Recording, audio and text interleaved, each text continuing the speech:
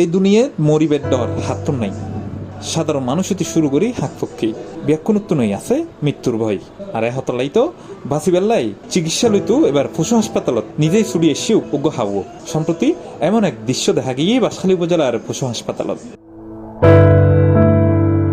বুধবার এপ্রিলের 15 তারিখ সকালে বাঁশখালী উপজেলা প্রাণী সম্পদ ও ভেটেরিনারি হাসপাতালত এই ঘটনা ঘটে। জানা গিয়ে এই অসুস্থ হাওগো ফক্স রোগত আক্রান্ত।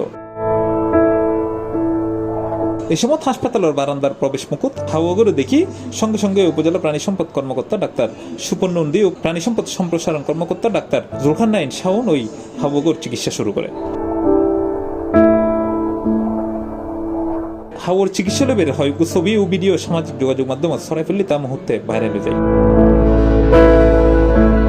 এই বিষয়ে জানতে চাইলে উপজেলা প্রাণী সম্পদ কর্মকর্তা ডাক্তার সুপর্ণ নন্দী সিপ্লাসরা মুঠোফোন হয়।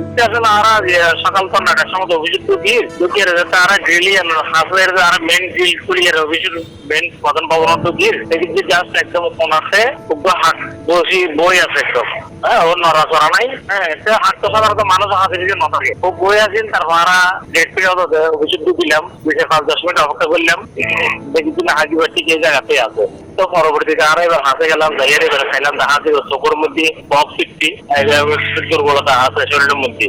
তখন আরো সাধারণত যে ইয়ানকার করি আর যেমন আছে ইনফেকশন হিসেবে আড়াই বেড়ে পানির সাথে মিশিয়ে কিছু অ্যান্টিবায়োটিক এবং কিছু দাদানাশক ওষুধ দিয়ে এবারে পয়লাপুর যে ট্রিটমেন্ট করছি তারপরে যে বক্স যে লাসান মিল পাই আরো বায়োটিক দিয়ে মুক্তি দিবাস করে দিয়ে সকালবেলা। এবং যখন আরো চিকিৎসা করি তখন আরো 5 সপ্তাহ গাছ হয়ে সামনে আর গাছ আছে গাছের মধ্যে বেরিয়ে করা মানে অজর করে এবং চিল্লি করা ভাড়াদের উপর ও কাকা খাতে যা বহুত কাটছিল কার্যকর্তা টাকা দিলে তারা কাকা করে কিন্তু হওয়ার ডিস্টার্ব নাই। আর এবারে নিজের হাতে ওষুধ খাওয়াইলাম নিজের হাতে যত্ন করে ওয়াশ করে দিলাম বায়োটিক দিয়ে কিন্তু এবং হাকিব মানে আর কোটি যখন ওষুধ আর ওষুধের মিষ্টিতে চলে বেঁচে দেখা যায় হাকিব নিজে টানে ওষুধ ভালো হার আছে। সন্ধ্যা 7টার সময় তো আর এবার আবার মানে মেডিসিন দিই আবার নতুন করে মেডিসিন মিষ্টিতে ওষুধ দিই এবং এবার এই যে আছে যে আম গাছ আছে না আম গাছের উপরে ডালো মধ্যে এবার রাখি দিয়ে তারপর আরো বিশেষ 7টা করে বাইরে খানা দানা হাওয়াই এই খানা দানা ডিম দিয়ে কুসুম হয়।